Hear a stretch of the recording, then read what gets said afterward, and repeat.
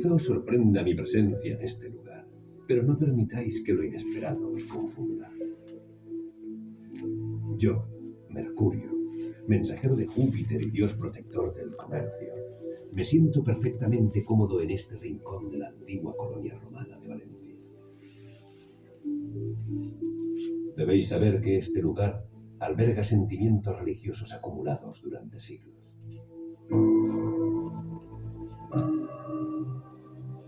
Los hombres han ofrecido a sus dioses aquello que su corazón les ha dictado en cada momento, ya fueran sacrificios, exvotos o suntuosos templos, como los que en mis días se alzaban cerca de aquí, en el foro. Alrededor del foro se levantaban las lujosas casas de los patricios. De la decoración de una de ellas yo mismo formaba parte.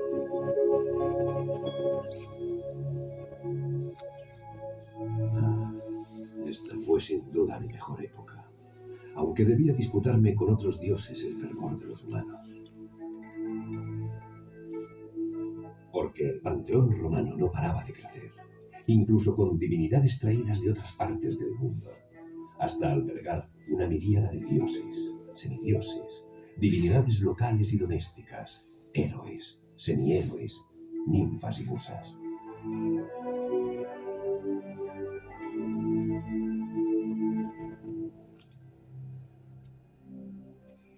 Pero un día, desde las lejanas tierras de Palestina, llegó un dios muy distinto a todos nosotros, y con él un nuevo culto que con el tiempo acabaría desplazándonos. Era un dios que se proclamaba único y que se atrevía a predicar la igualdad entre los hombres. Al principio, nuestro imperio desató una feroz persecución contra sus seguidores. Pero los cristianos, como se llamaban a sí mismos, los creyentes en este nuevo Dios, aceptaban su suerte con asombrosa entereza y defendían y proclamaban su fe con tal insolente convicción que de poco valió el despiadado acoso a que fueron sometidos. Uno de los más estremecedores episodios de esta persecución tuvo lugar cerca de aquí, quizá a menos de un tiro de piedra de donde ahora mismo os halláis. Pero esta historia a mí ya no me incumbe, de modo que cedo la palabra a alguien que, al parecer, la vivió muy de cerca. Soy una viuda devota de Dios y ferviente cristiana. Mi historia es breve y relata cómo obró en mi humilde persona la mano del Todopoderoso.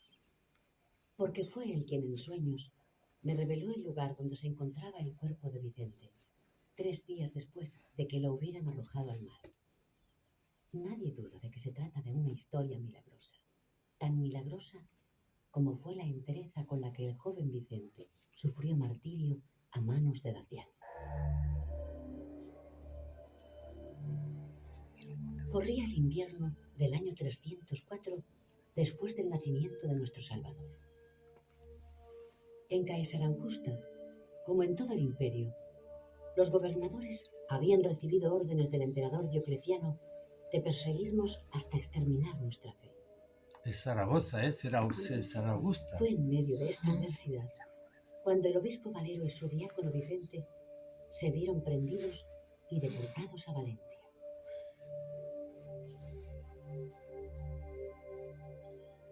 Ya en Valencia, y tras comparecer ante Daciano, Valero fue expulsado de la ciudad, y Vicente, habiendo traído sus iras de modo particular, fue atado a una columna para recibir el mismo suplicio de flagelación que sufrió nuestro Redentor al inicio de su pasión. Viendo que se mantenía fiel a su credo, Daciano dispuso que se le sometiera a los más espantosos tormentos que imaginarse pueda. Vicente fue descoyuntado en el potro, quemado con azufre, descarnado con tenazas. Ningún suplicio se le ahorró con tal de verle desfallecer. Pero cuanto más quebrantado estaba el cuerpo de Vicente, más poderosamente ardía la fe divina en su interior. Enfurecido, Daciano ordenó que se le mantuviera en la lóbrega soledad de una profunda mazmorra, con el suelo cubierto de tiestos rotos, para que sus afilados cantos le impidieran conciliar el sueño y hallar el más mínimo reposo. Pero cada mañana los sorprendidos guardianes se veían deslumbrados por una luz celestial que emanaba de la mazmorra, al tiempo que oían la voz de Vicente entonando cánticos de gloria al Señor. Al dar noticia de estos hechos portentosos, se les ordenó que reanudaran los tormentos hasta que el valeroso diácono desfalleciera.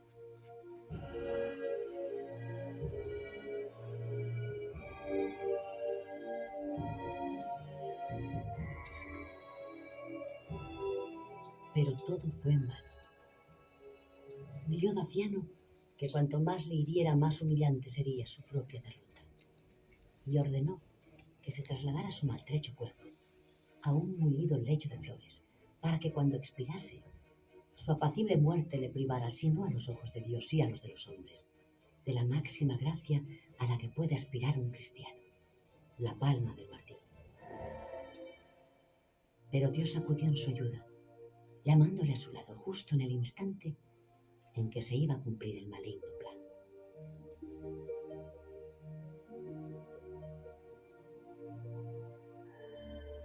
Cegado por la cólera, Daciano hizo que su cuerpo fuera arrojado a un muladar para que los animales salvajes devoraran sus despojos. Viendo al día siguiente que durante la noche las alimañas habían respetado sus restos, Daciano, en su desesperado empeño en borrar las huellas del paso de Vicente por la tierra, hizo transportar su cuerpo mar adentro y, lastrado con una piedra de molino atada al cuello, hundirlo para siempre bajo las olas. San Vicente de la Roda es la piedra de molino. San Vicente de la Roda. Pero tal como os he contado, al cabo de 3 días, la voluntad divina me guió hasta su cuerpo, que pudimos recuperar del mar, ocultando los preciosos restos mortales hasta la llegada de tiempos más propicios. Una vez que el emperador Constantino aceptó nuestro culto, le dimos cristiana sepultura junto a la Vía Augusta, en el lugar que ahora conocéis como la Roqueta. La Sobre su Roqueta la tumba visitaremos se lo construyó último. una pequeña iglesia, y a su lado han buscado desde entonces el descanso eterno, más y más hermanos en la fe. No dudo que con el tiempo este santo lugar se convertirá en centro de peregrinación y que su fama se extenderá hasta los confines de la cristiandad. Seguid, pues, los pasos de esta gloriosa historia. Quos sanguinis merces tibi, corona vincenti datur. Estos versos de la pasión de San Vicente Mártir me complacía yo en recitarlos durante mi largo peregrinar desde Tesalónica, siguiendo los lugares de culto vicentino que jadonan el camino hasta Valencia. Soy un viejo peregrino, devoto de San Vicente. No importa cuál sea mi nombre, que no osaría pronunciar junto al suyo. Doy gracias a Dios por haberme concedido el que fuera mi más ferviente deseo: llegar a Valencia y participar en la solemne procesión en honor del santo diácono.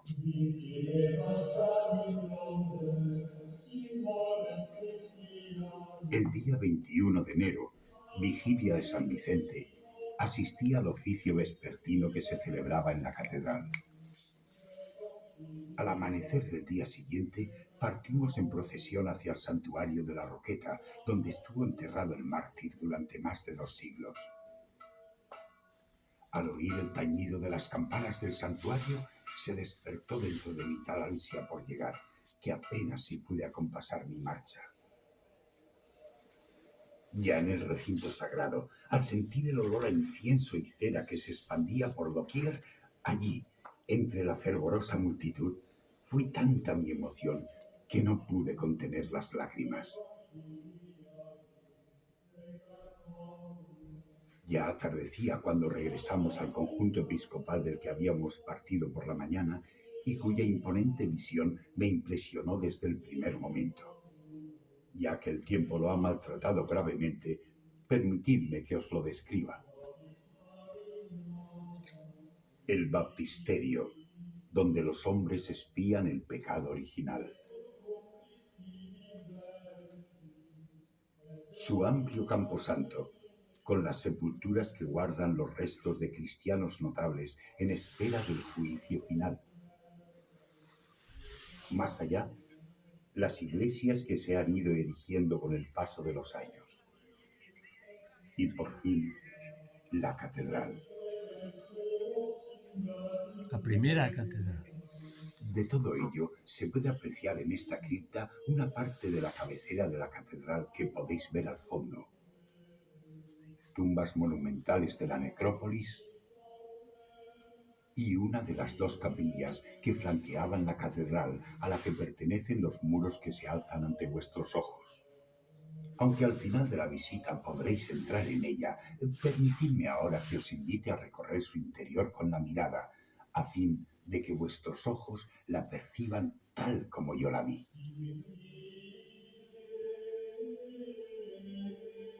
Es la capilla visigótica que ahora iremos allí junto al altar.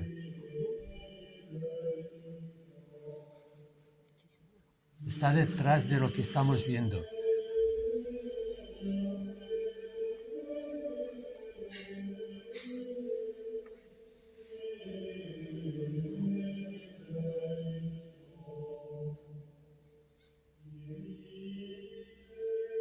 La erigiría algún obispo posterior y estaba enterrado ahí.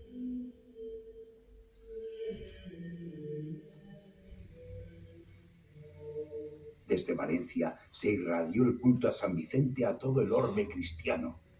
Por doquier se alzaron basílicas, iglesias y monasterios dedicados al mártir, que merecerían toda una vida de peregrinar.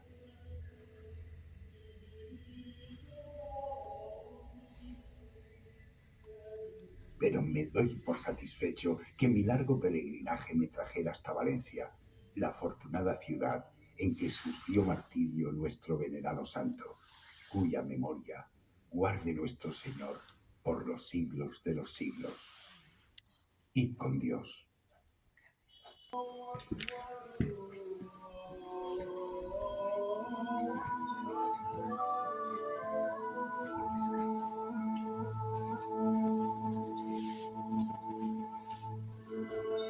Heme aquí, en los aposentos que ha tenido a bien cederme el sultán de Túnez, contemplando el mismo mar que me vio nacer hace ya 60 años, en la ciudad que tuve que dejar no sin dolor a la llegada de Yahya el Rubí, conocido entre los suyos como Jaume el Conqueridor. Porque la Valencia que domina el rey cristiano desde hace más de 20 años ha cambiado tanto que ya no es mi Valencia natal, aquella cuya historia he glosado en multitud de ocasiones. Habéis de saber que yo, Ibn al-Abar, además de diplomático, soy escritor de refinada caligrafía, celebrado poeta y puntual cronista de los hechos que a mi alrededor acontecen. Puesto que la historia es mi pasión, no me dolerá satisfacer hasta donde pueda vuestra curiosidad. Pero dejadme relatarlo a mi modo. A principios del siglo VIII, mis antepasados trajeron a estas tierras una nueva lengua, una nueva manera de vivir y un nuevo Dios que adorar. También trajeron un nuevo modo de aprovechar el agua y de cultivar los campos, de hacer la vida más amable y a los hombres más refinados.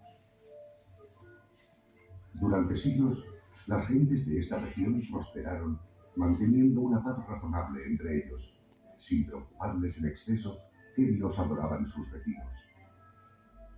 No obstante, dado que no se podía consentir el culto cristiano en el centro de la ciudad, se adaptaron para mejor uso los edificios que habían constituido la sede episcopal.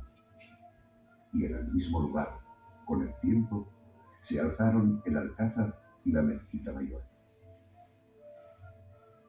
Asimismo, fue transformada la capilla funeraria que tenéis a vuestras espaldas, quedando convertida en unos baños para solar del gobernador.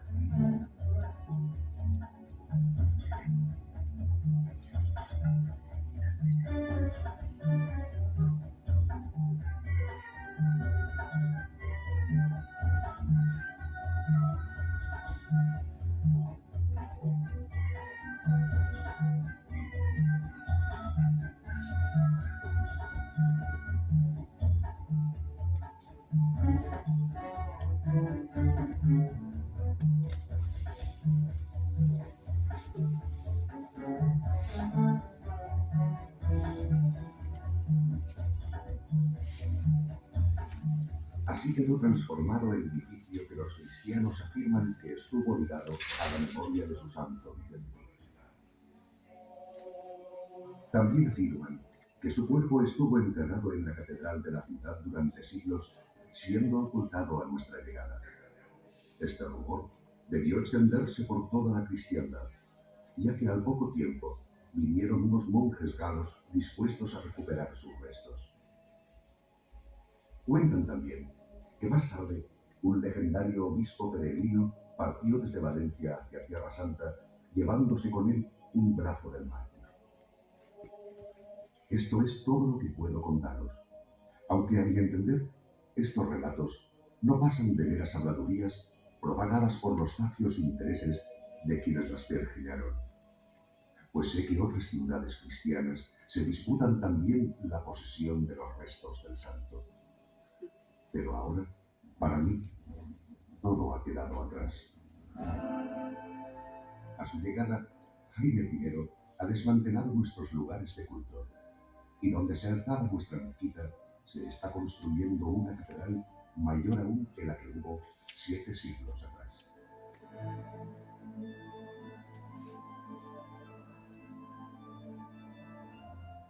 Sobre lo que quedaba de nuestros baños, ya abandonados a la llegada del rey cristiano, este ha ordenado erigir una nueva capilla para honrar la memoria de Vicente.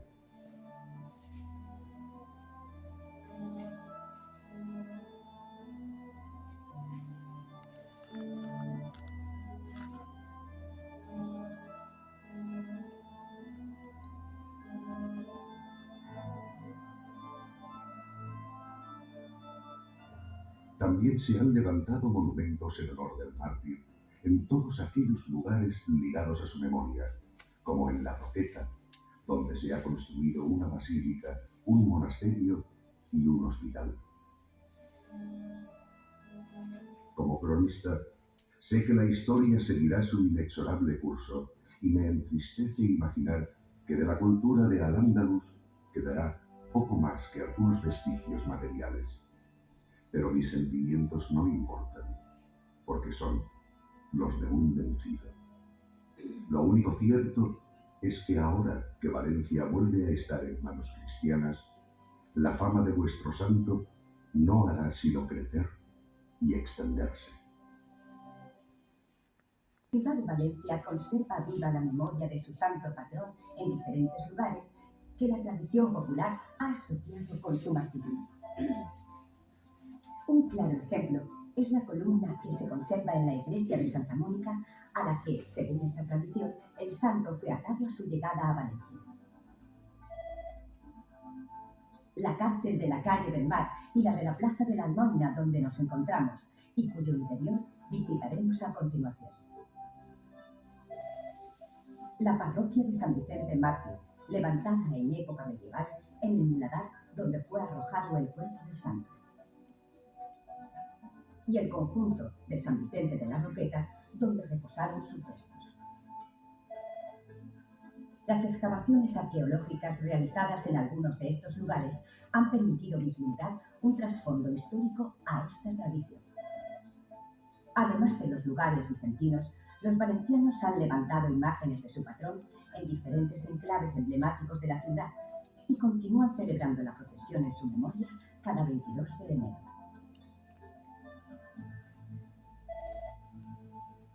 Ha llegado el momento de visitar el interior de la capilla. Tengan la amabilidad de acceder a ella por las escaleras que tienen a su izquierda. ¿A qué te recuerda todo esto? Ah, tiro.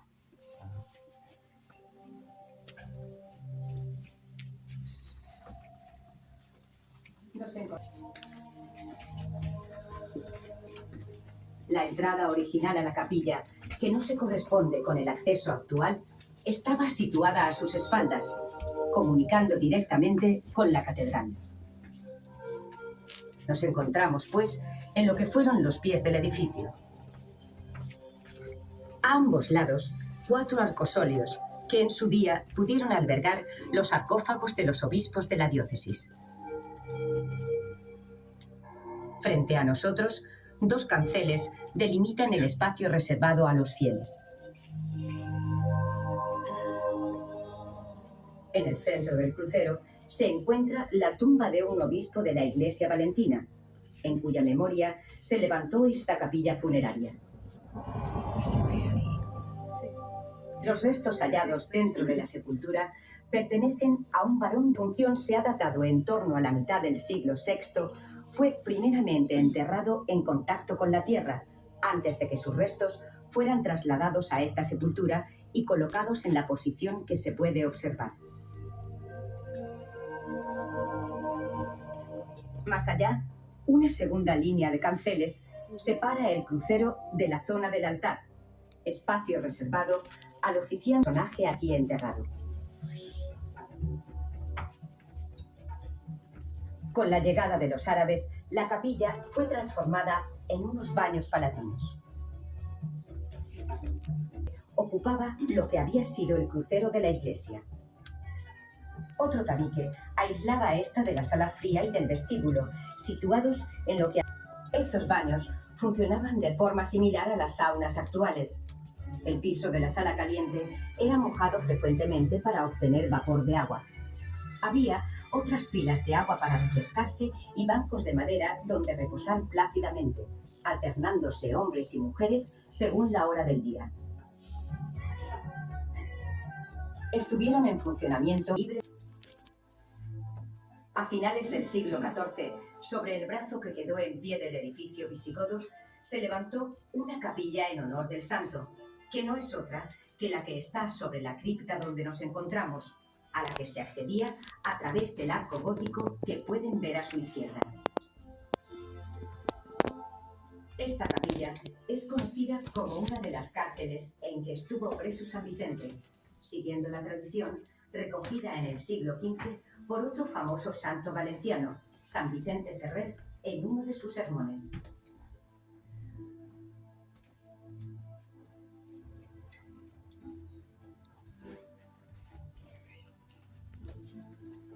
Y a través de él, de la ciudad misma, viendo sucederse culturas y creencias que dejaron su impronta en el monumento.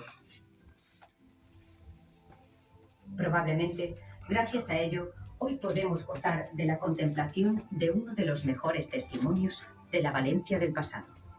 Muchas gracias.